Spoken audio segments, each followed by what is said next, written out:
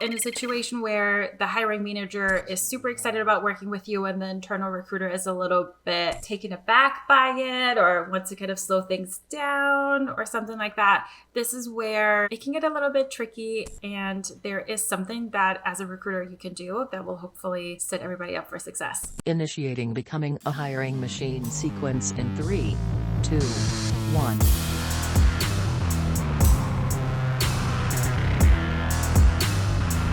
Hey everyone, it's Sam Keenly, and welcome to Becoming a Hiring Machine. This is the show dedicated to fixing recruitment by going beyond saying what needs to change and instead teaches you how to make that change. Today we've got a great Tactical Tuesday episode ahead of us, but before we get into that, I just want to tell you a little bit about the show. Essentially, we have shows within the show here. Some days we have interviews with industry leaders and others who are shaking up the space, while others we cover things like trending topics. Stop by every Tuesday for a Tactical Tuesday episode where we go deep on how to do something that's going to help you drive better results in your day-to-day. Some days we open up for Q&A. Other days you get a mic drop episode from Matt where he shares something that he's been thinking about within the recruitment space and wants you to know. And as a reminder, if you love the content that we share here on the show, make sure that you subscribe for more. All right, today's Tactical Tuesday. At some point or another, you've likely faced some type of tough situation with a hiring organization. One of the most common ones that we see is when there's a significant disconnect between the hiring manager and the internal recruiter. These can be tricky to manage at best. Do you step in because there's a clear need for you? Are you overstepping by coming in on what seems to clearly be an internal program? It's always tough to know, but luckily for us, we have our resident expert, Vivien, here to help break us down just what you should do in these scenarios. Vivien, welcome. Thank you for having me again. Oh yeah, so yeah, I get to bring you out for the tough problems, right? Vivien, I have this really tough problem, solve it for me, and condense it down to like a 20-minute podcast, go. Let's do it. I love doing these.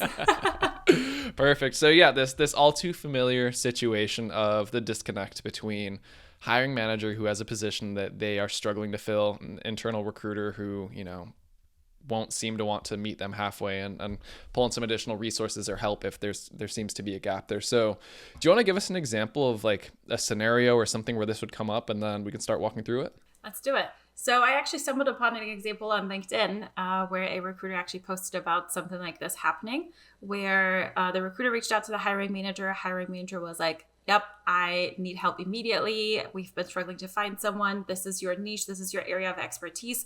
Let's set something up and get this party started and make some hires happen. Whereas the internal recruiter is like, no, we're good. We got this covered. Everything is fine. Don't worry about it. And then once the internal recruiter does get looped in, it's like, oh no, you have to send the resume to me. I will forward it directly to the hiring manager. And it creates this like unintentional bottleneck where things can get lost, not forwarded, all that kind of stuff. And it slows down the process unnecessarily. And so in a situation where the hiring manager is super excited about working with you and the internal recruiter is a little bit taken aback by it or wants to kind of slow things down or something like that, this is where it can get a little bit tricky, and there is something that as a recruiter you can do that will hopefully set everybody up for success. You've got me on a cliffhanger here. I need to know what this is. So basically, you want to get all three parties together, whether that is via email, via Zoom call, via phone call, in-person meeting, whatever it is. But essentially, you want to resolve this conflict. There are some hidden forces where the internal recruiter is doing this because they feel the need to do this. Most of the time, people don't sabotage things intentionally. It's more so out of, I need to protect my self-interest. So there are some hidden forces at play that is a yellow flag, and you want to get ahead of it as a recruiter. So in a case like this, what could, for example, happen is the recruiter then for some reason claims they found this candidate so that they don't have to pay the agency fee. So there's a lot of different things that can start happening that you want to avoid. So you, instead of like just emailing the hiring manager directly and skipping the internal recruiter and all of that kind of stuff, you just want to go ahead and get ahead of all of that, get everybody together, and basically start out by saying, listen, the goal that all three of us have is to find the right person and hire them in the shortest amount of time. I want to help you guys with that. Me as an agency recruiter, I would prefer to send this candidate directly to the hiring manager, but I understand you, internal recruiter, need to be looped in as well. What I would like to do is to send the resume directly to the hiring manager and CC you on every single communication that we have. What do you, internal recruiter, need from me to make this work, to be happy with this? and then the ball is in their court. In the meantime, the hiring manager is in CC as well. So they might be able to kind of help move things along and say, listen, you guys have been working on this for 3 months. There's no really good candidates that you have sent me. I really need this person to have the path clear to make this happen. What do we need to change internally to get the ball rolling on this? This is ridiculous. And that way, everybody puts what they need to make this a successful process and partnership. They put it out on the table, and you can have a discussion of like, okay, this is what the internal recruiter needs from the actual agency recruiter. And the agency recruiter then says, perfect, I will make that happen. And that way everybody says, this is what I need. The other person or people involved agree to do that to meet everybody's needs. And that way everybody's hopefully happy. Oh, love it. So simple. We're under 5 minutes. This is even better. Got your answer, everyone. Short one. But no, a couple different things that you unpacked here that I really like. The first is getting into understanding, what could be the hesitation from that internal recruiter. And more often than not, it's going to boil down to 3 different things. One, their pay is based on it, the number of hires that they make, or there's some type of compensation in there. The other one is job security. Well, if you're coming in to do it, what good are they at the organization? They might be fearful for that. And the third is power. This is their role. They might just feel like, this is my area of expertise. I need to oversee everything. This is my spot. Usually it's going to be honed in on pretty much one of those. And that's where you as a recruiter can work with them to help, whether that's with the larger group or just one-on-one, to kind of dispel some out. Like, hey, we're on the same page. And like you said earlier, our shared goal is to find you the best candidate in the shortest amount of time so they can get to work. You take credit for this. I don't care. That's completely fine. Like, you can do all of that, but finding a way to get on the same page with them, that's the easy way to turn that often like detractor, the stick in the mud, into someone who will all of a sudden become your next biggest champion aside from that hiring manager and help move things along faster than before. 1000%. And once you kind of start having this conversation, you're starting to build a partnership where hopefully you take the thread out for the internal recruiter and you say, listen, internal recruiters, they're swamped. They're super busy. They have such a wide kind of like breadth of different roles that they need to recruit for, that they need to be an expert on. That's just not possible. This is where agency recruiters, who are very niche and specialized, are an absolute game changer, and they bring so much value to the table.